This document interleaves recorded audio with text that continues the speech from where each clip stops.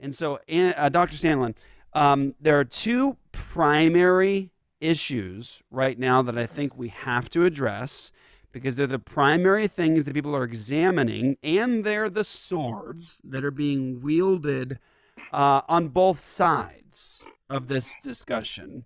One is the biblical law and command from Romans 13 to obey your governing authorities, submit to the governing authorities. The governing authority is God's deacon.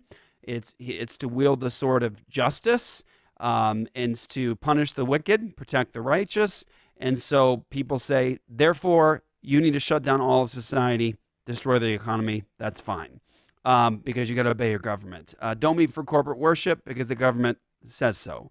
And they've made the decree. You have to obey Romans 13. The other one, Dr. Sandlin, is love your neighbor. They say you need to self-quarantine, shut your business down, and they'll say, again, I'm using this language to describe just how far it goes.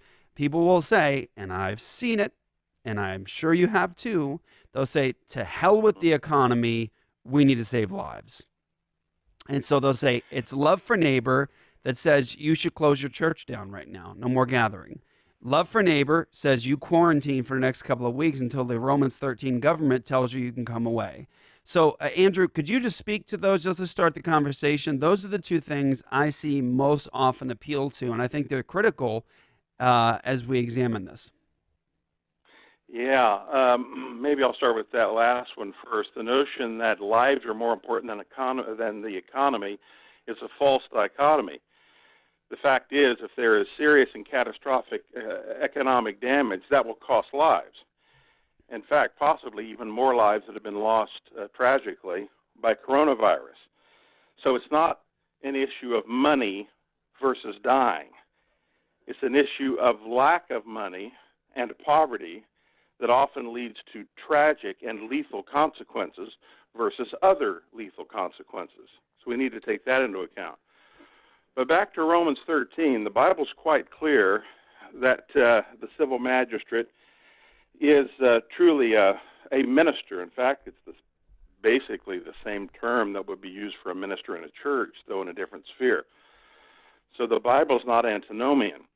I think one thing that would help us to understand this, guys, and you know it, and many of your audience do, though perhaps some don't, one aspect of a sector of the Reformed faith is sphere sovereignty. Right. God establishes various spheres, the family and the church and the state, for example, that have their own specific calling, their own specific way of doing things, their own specific responsibility. Though ideally they should work together and with one another, they each have their own separate calling. The state has the calling of suppressing evil, and in that way protecting liberty and righteousness and so on. The church has a different responsibility, preaching the word and defending orthodoxy and the ordinances and sacraments and so on. And, of course, the family has its own calling. Now, the problem is when one of those begins to arrogate to itself authority that has been given to another. I think a prime example in this case is prohibition of worship. Now, does the state have the civil government, does the civil government have a vested interest in the physical health of its citizens under its care? Yes, it does. There's no question about that. That's a correct inference, I believe, from Romans chapter 13. However, that's not the only text in the Bible we have to look at. There are texts like Hebrews 10:25 and other biblical texts that point out the necessity of the church meeting. Now, here's where I want to say, and I think, Jeff, you and I either were talking about it, maybe there was a Facebook comment or something that's really vital. There's no such thing as the ungathered church. There's no such thing. I mean, the term that we in English, of course, it's translated church. Some people think that's not the best translation. Ecclesia is the assembly. Yeah. Ecclesia is the congregation. Yep. It's the gathering. The gathering. Now, church in English comes from words that mean the Lord's house, and so that might imply a building, though it really doesn't necessarily mean that. It could be metaphorical. But the ecclesia is actually the assembly. So not to have an assembly is not to have the church. Now, this is something I hope that the ministers listening will think about, and I'm not in any way trying to impose a sort of a highly legalistic standard. I believe that local elders, and I think you guys would agree with me on this, local elders are given local church leadership the responsibility to make decisions for what is best for their congregation. Exactly. For example, if elders in a congregation with a number of elderly people might make a different decision than those that don't have elderly people, I'm willing to grant that. I'm very happy to grant that. But on the other hand, the idea of an unassembled church is false. So to say, well, we're going to wait for perhaps a few months and we're not going to assemble, what they're really saying, and this is a weighty thing to think about, and I was thinking about this the last few days, is basically we're going to abolish the church for a while. Now they would say, oh, no, we still have the membership rolls, and, everybody still's on the phone. Yes, but an aspect of the church, an essential aspect of the church, is the capacity the necessity to be an assembly, a congregation. And I can assure you that Paul and Jesus and the other folks in the New Testament did not have in mind the Internet. Nothing wrong with the Internet. It's being used right now. But the Internet is not a church. So I think at this point, and I really appreciate those pastors I've talked to, those with whom I've discussed this, and are prayerfully considering what to do. But one thing is certain, if there comes a conflict between what the Word of God requires and what the state requires, by the way, particularly if it's merely an executive decision, and it's not a legislative decision, and that's a whole different issue. Particularly as to the case of what one man or one woman says, an executive order. Pitting that against what God says the church should do, there's really no question there. There's really no question about what we should do. Notice I'm not saying that the church could never, under any circumstances, not meet, but simply bowing to a policy. Oh, the state said we can't meet as a church, and therefore we can't meet as long as the state says so. That, I believe, is not simply wrong, but is in disobedience to the Word of God. Yes, and I just want to say we respect and love and honor the brothers, local elders, pastors who have made a particular decision that's right for their body. We need to honor them. Yes, I agree with that, 100%. Jeff, I agree with that. We need to honor them. We need to love them. We need to not cut each other's throats theologically or intellectually on this, but we need to just ask the question in terms of principle. And if you were asking us where we're standing as elders and as pastors on this issue, we're saying, here are the principles. Now, I just want to say just a brief thing we have to be cautious, brothers and sisters, wherever you fall on this issue, we've got to be so cautious and thoughtful about the implications of what we're saying. So, for example, when people have said, and this is, I've seen a lot of this, people say, guys, it's no big deal. We're the church.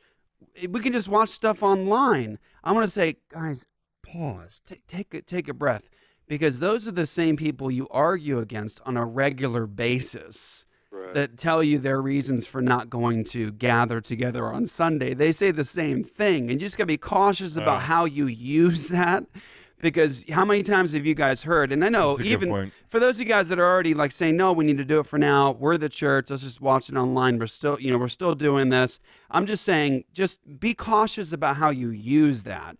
Because there's going to come a time where this is over, and then you're going to face that argument coming out of the mouth of a person who's just in sin and doesn't go to gather or be under local church authority. They're going to say, no, we're the church. We don't need that. And, it's not really a necessity to gather together.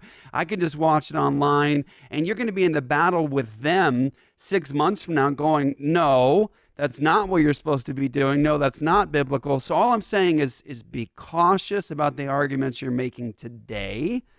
Like, no, we're the church. We don't need a place. We don't need to gather. We'll just watch it online. I'm saying I've got to confront people like that all the time. And so just be careful about using those arguments. So just quickly, I'll say here, I think it's important to note, and Dr. Sandlin, I'd like to hear you speak a little more to this. Romans 13 is prescriptive, it is not descriptive. And people might be saying, what do you mean by that? What I mean by that is like Romans 13, it tells you what the government is supposed to be and to do. It's not descriptive of what they are always doing. That's vital to get. Romans 13 is spread like peanut butter at times over all kinds of issues in a dangerous, very frightening way, to be honest with you. When people just say, you got to obey your governing authorities, I would say, really? You believe that in Nazi Germany? When the Nazis come and bang on your door and they say, you tell us the location of all the Jews in the area and you've got some hiding under your floorboards? What if some Christian raises their hand in the background and says, guys, Romans 13, Romans 13, obey your governing authorities? Or how about today, more modern context? This happens, I'm sure, globally all the time in different places. China, the underground church, Chinese Communist government comes knocking on the door. They say, guys, tell us where all the other underground Christians are and tell us their worship service times. Romans 13. You got to submit to your governing authorities, or do you have the biblical right, and I would say obligation, to resist that kind of wicked action of an ungodly government? It is Jeff, and I'd jump in all the biblical examples. I mean, those the handmaidens in Egypt, and of course the early church. There's so many biblical examples that you could have given. That's precisely correct. Yes. No, it's Shadrach, Meshach, and Abednego. Famous scene. Bow and worship. No, we won't. Daniel, exactly. You got Peter saying and I think this is should do it for all of us. In the book of Acts, you've got Peter and the other apostles commanded, you stop preaching in this name, and then they go right back out and do it again. And they're like, didn't we tell you to stop preaching in this name? And then Peter says, we must obey God rather than men. Well, really? Were you being disobedient, Mr. Apostle, to submitting to your governing authorities? Or do we recognize that there's nuance to the text? Nuance to the text. I think we just lost Andrew. I heard something drop off there. Yeah. So try to get him back up there, Isaac. But there's nuance to the text, and people understand this, and it's not compromise, it's nuance. It's taking all of biblical wisdom and God's standards and putting them together. So, for example, we all know this. I used it on Sunday. I think it's an excellent example that we can all think about, and it can refresh us in this area. When the Bible says, wives, submit to your husbands and everything, we all recognize that if a man comes in with his wife to do pastoral counseling and we discover that he is being abusive, heavy-handed, mean-spirited, he is just an awful man to his wife, he's actually telling her to do sinful things, we all recognize, no, she doesn't have to submit to her husband. Why? Because he's not operating as an authority under God that's obedient to God. He is commanding and doing things that are sinful that God has already spoken to. So no, you are not required, wife, to submit to your husband in that thing. But it says submit to your wives in everything. Do you see how the Bible can be abused? When you take a proof text, you take it out of context, and you use it in a way that the text doesn't even intend. So Romans 13, we believe, and if you know Apologia Church, you know that we are big on sphere sovereignty and we are big on civil government. We think the civil government is supposed to be under God. It is supposed to wield God's just standards. I want the civil government to obey Jesus, and actually, to tell the truth, I want the civil government to have more power to wield the sword of justice in God's way. Yeah. I do. I want for example, I think that when a man, we're waiting for Andrew to come on, but just to give an example of like what I think in terms of, I think the government needs to be more powerful here and strict and firm.